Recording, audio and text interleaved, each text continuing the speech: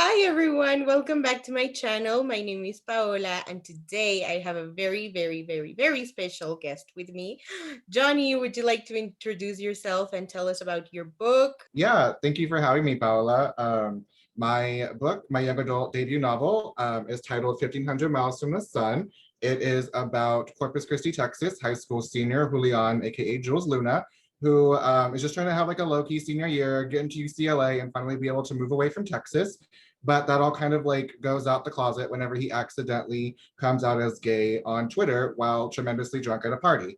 And in the days and weeks and months that follow, we get to see Jules experiencing all of the love and acceptance and support that comes whenever we finally are able to live our most authentic self, including a DM from a long distance Twitter crush, but also like the fear and rejection that can very much be a part of living out our truth. And that comes out June 8th. I love that you showed the cover. It's stunning. I am Thank in you so love much. with Yeah. like the color scheme and oh, Right? It's just my wonderful agent sibling Jade Bat is the cover artist, and she was just incredible with it. I'm so happy. it's so beautiful. No, I agree. So tell us something about 1500 miles from the sun that the synopsis doesn't tell us. Like if we're just solely looking at the synopsis, then it doesn't go into detail like about Jules being a soccer player. In the book, like we get to see him practicing with a couple of friends a few times and the importance of those friends, like specifically to Jules and his character. And we get to see him start his senior season a couple months after he comes out and like all the thoughts and fears and like all of that that's he's going into with that, and like how playing soccer and being an athlete and putting himself in that environment affects the way that he sort of code switches into like straight athlete Jules. And like we get to see him at a soccer game. And it's not like as big of a plot device as say like Darius the Great or Running with Lions or anything, but it very much is a part of who Jules is. And like I'm glad I was able to like add to like the growing canon of like queer soccer YA. I love that. There's nothing that fills my heart more than when a story includes the character's hobbies. It's such a fun detail. So what was your favorite scene to write? Probably the first time that Jules and Matt DM, like the night after Jules's drunking coming out debacle. He like kind of like Matt like slides into his DMs and he kind of like spends the entire day kind of scared of what to say and like how to say it and what to do. And so finally, like that next night, he's able to just like say hi back. And really like it turns into this whole weekend long conversation, like in the span of those next 2 days. And I loved getting to write Matt as like someone who's now not just talking to someone who's like this mystery person behind an Ariana Grande Stan account that just keeps on tweeting thirst tweets about Diego Tinoco and Michael Cimino, but like is actually talking to Jules and like has seen pictures of Jules, even if they were like sort of taken while he was a little sloppy drunk. But like he gets to see who Jules is now and gets to have this interaction, and like Jules is meeting someone like openly gay for the first time and like having that conversation. And like just this like Matt's getting this sort of very introductory idea of what he's getting himself into, and like because Matt's just so bold and flirtatious and charming as a person, we get to see him cross that line from like a mutual to just being very openly but respectfully sliding into the DMs, and like how Jules reacts to this boy he's been casually crushing on finally saying hi. And like as invested as I am in just their whole relationship, something about like that beginning Jules and Matt like has my entire heart. It has mine too. I don't know if people know this, but Johnny constantly calls out cancers for being way too emotional. And I am a cancer and I am way too emotional. So here's me saying that I cried reading the book and finishing the book. It was pretty powerful. Don't tell Johnny if you cried. No, absolutely do. Tell You Johnny if know, you yeah, like we'll send you the invite to the support group. It's fine.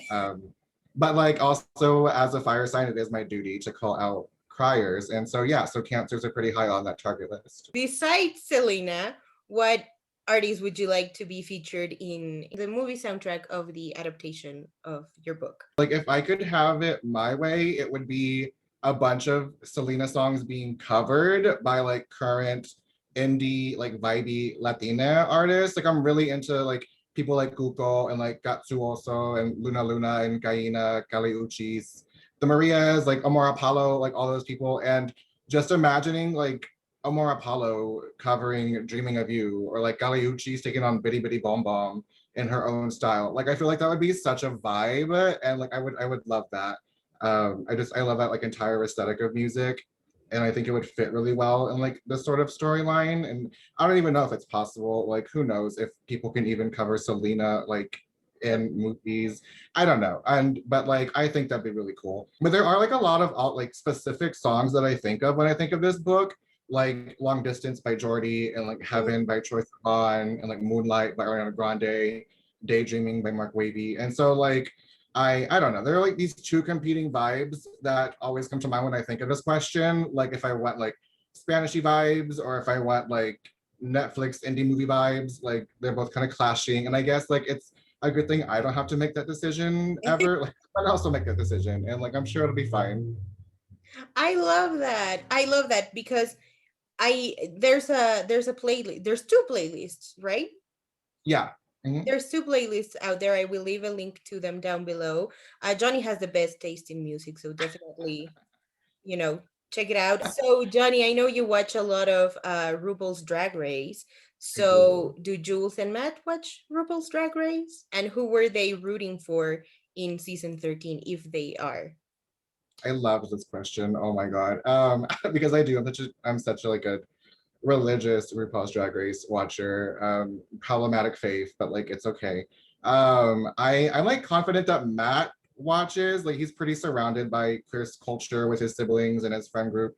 So like that's probably a thing that they do watch. I think Jules probably hadn't watched it, but I could very much see like in the context of his book, like with his older sister now back in Corpus, like I feel like his sister Zolchi probably would have watched it. So like she'd probably like be like, come watch it with me. So I see like him getting into it like right at that moment. Going into like the start of the season, they probably would have been going for the Chicago Queens. I very much see like Matt going for Kamora and like Jules going for Denali, and like that's who they went. But like we sort of saw how that turned out very quickly. So I feel I think Matt definitely would have been like a Simone stan, you know, an LA Queen, even if by way of Arkansas, like he definitely would have been a Simone fan.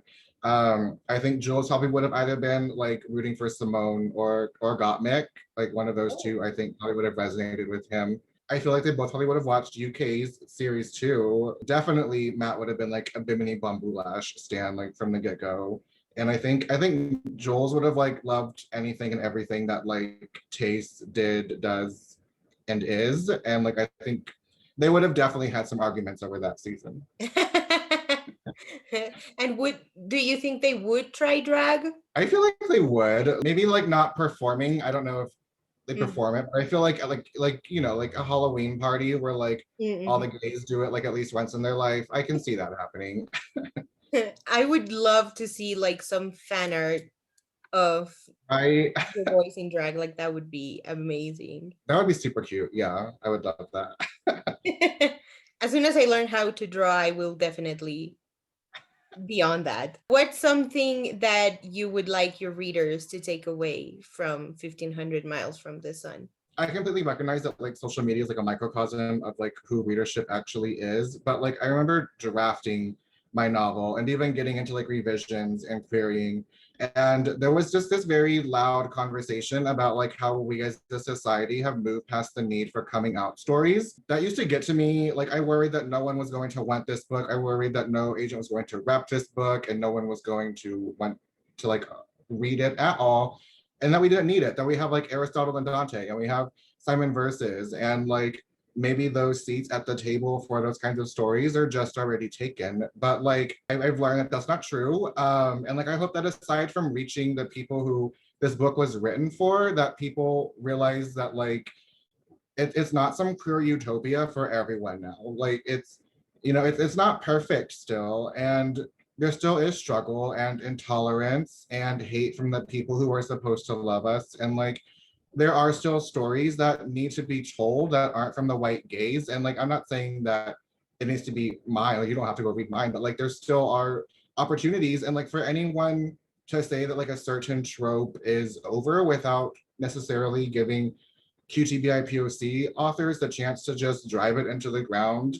Like it's not. And so I hope that like we're able to get that perspective of like a Latino child, teenager, and like be able to reach people who maybe haven't been able to be reached from what's been told so far. Hope that those who know just way too well what it is to be in Jules's shoes, like that they can at least for a little while know that they're just really amazing, that they're really strong and they're really beautiful, and that they're enough for this world just as they are, and they deserve like all the good things. I love that. I wanted to be funny and say like, Alexa, play "Can I Get an Amen" from RuPaul's Drag Race. But like, you are so cute. You are so sweet. I mean, for a fire sign, for a Sagittarius, everybody drag Johnny for being a Sagittarius. I think you are so sweet. I love the way that you express yourself on Twitter, and during your panel in LHM Book Fest and in other panels that I've seen you. You just have a way with words that, whether people like it or not, you are going to make an impact, and you're going to change people's lives. I know it, and this book proves it. That's so kind. Thank you. Sometimes words don't come out super easily, but like I feel like I've always just like wanted to do something that would make an impact in someone's life. And like this kind of presented itself and sort of just made its way into like maybe it can and maybe it will. And like if it does, that would be great. I would love that. And even if it's just one person, like I would love that. And like that someone out there will hold this story close to their heart and be able to know that like it's hard out there, but like we'll get through it. I'm speechless. You're amazing with words. So would you like to tell us about your upcoming projects? You've had a book announcement recently. I did. I was able to announce my next novel, Under and Santi Were Here, which is coming out in early 2023 from Wednesday Books. It follows Onder, who's a non-binary muralist, who's taken a gap year before starting art school in Chicago, and Santi, who's the newest waiter at Onder's family's taqueria. And we get to see them like meet for the first time and grow from strangers to like very obviously crushing on each other, to then when Onder realizes that Santi is undocumented, trying their best to hold on to the happiness that's blossoming from their newfound relationship in a country that would like to tear them apart. Oh my God. All I heard was like taqueria, and I was like, oh my God, a foodie romance. Yeah, I'm gonna no, like can't wait. I've been envisioning this like taqueria book since like a taqueria book since like the beginning of 2019. So I'm really happy that like I finally gotten it here, and like super honored to be able to like write like a taqueria story that also involves like a very gay non-binary Mexican character, and that I get to like write about San Antonio is like super cool too. And so it all sort of just like found its way into what it was supposed to be, and I'm really excited to share it. I'm so excited. I'm so excited for 1500 Miles from the Sun to get to readers, and for your new books. I'm just beyond excited. I'm telling you, Johnny's going to change your life. So, Johnny, thank you so much for doing this with me. You're a delight. I love having you. I love talking to you, interacting with you on Twitter. Same though, like I love anytime we get to interact together. Thank you so much, everyone, for watching. Don't forget to get 1500 Miles from the Sun. Also, Johnny's links will be down below as well. Support them and let them change your life. Thank you for watching, and we will see you soon. Bye.